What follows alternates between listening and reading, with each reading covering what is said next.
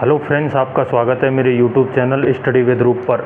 दोस्तों, मैं रूप सिंह आप लोगों का स्वागत करता हूं मेरे यूट्यूब चैनल स्टडी विद रूप पर। दोस्तों, मेरा प्रायद्वीपीय भारत से संबंधित टॉपिक चल रहा था, प्रायद्वीपीय भारत की नदियां।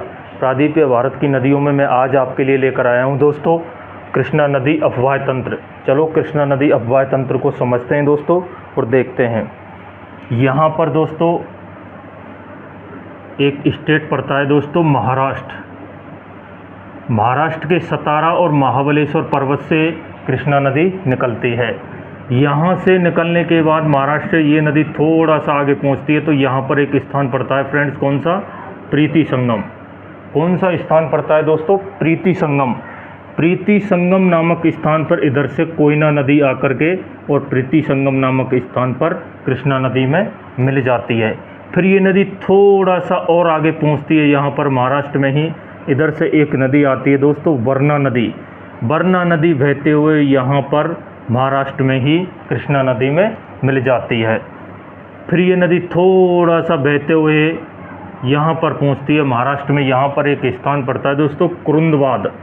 कुरुंदवाद नामक स्थान पर ये इधर से एक नदी आती है दोस्तों पंचगंगा, जो कोल्हापुर महाराष्ट्र से निकलती है दोस्तों और यहाँ पर आकर के कृष्णा नदी में मिल जाती है। यहाँ से दोस्तों महाराष्ट्र की सीमा ख़त्म हो जाती है।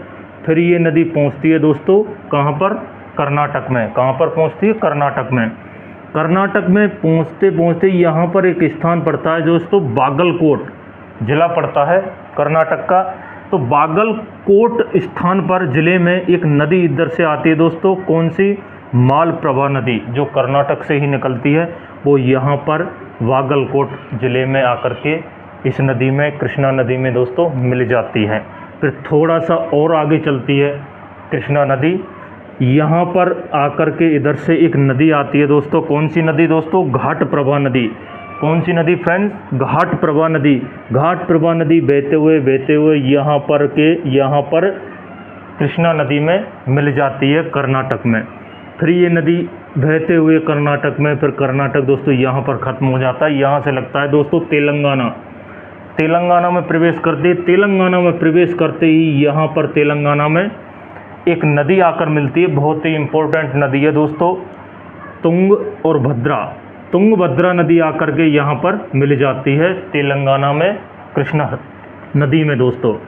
इसकी लंबाई, किसकी लंबाई दोस्तों? तुंगभद्रा नदी की लंबाई 531 किलोमीटर है दोस्तों। यहाँ पर मिलने के बाद ये नदी थोड़ा सा और आगे चलती है तो यहाँ पर एक बांध बनाया गया दोस्तों तेलंगाना में ही कृष्णा नदी पर, श्रीशैलम बांध। कौन सा बांध बनाया गया है दोस्तों? श्रीशैलम बांध। श्रीशैलम बांध किस नदी पर है दोस्तों? कृष्णा नदी पर बनाया गया है तेलंगाना में।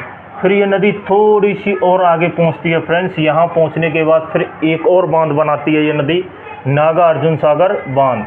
कौन सा बांध बनाती है दोस्तों? नागा अर्जुन सागर बांध। किस नदी पर बना हुआ है दोस्तों? कृष्णा नदी पर।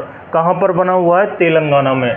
फिर ये नदी तेलंगाना में बहते हुए यहाँ दोस्तों फिर ये पड़ता है आंध्र प्रदेश। तेलंगाना में बहते हुए ये नदी फिर आंध्र प्रदेश पहुँचती है। आंध्र प्रदेश में पहुँचने पर ये नदी बंगाल की खाड़ी में गिर जाती है दोस्तों। इस नदी की लंबाई 1300 किलोमीटर है। कितनी है दोस्तों? 1300 किलोमीटर है। और इसका प्रवाह क्षेत्र फ्रेंड्स 4 स्टेटों से होकर होता है। पहला महाराष्ट्र में, दूसरा कर्नाटक, और ये तेलंगाना की सीमा पर बहती है दोस्तों। ये जो है ना, ये तेलंगाना की सीमा पर बहते हुए आंध्र प्रदेश में प्रवेश कर जाती है और आंध्र प्रदेश में बहते हुए दोस्तों बंगाल की खाड़ी में गिर जाती है। ठीक है दोस्तों, ध्यान रखना है कौन कौन से बांध बने हुए हैं, कौन कौन सी संगम नदियां हैं, इसकी सहायक नदियां, और कृष्णा नदी कहां से निकलती है दोस्तों। अगर आप 1-2 बार इस वीडियो को देख लेंगे तो आपके कंठस्थ हो जाएगा, इमेज सेट हो जाएगा दोस्तों।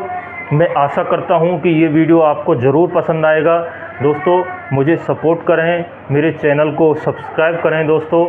आप लोगों का प्यार हमेशा मेरे ऊपर बना रहे, मैं ऐसी आशा और उम्मीद करता हूं फ्रेंड्स।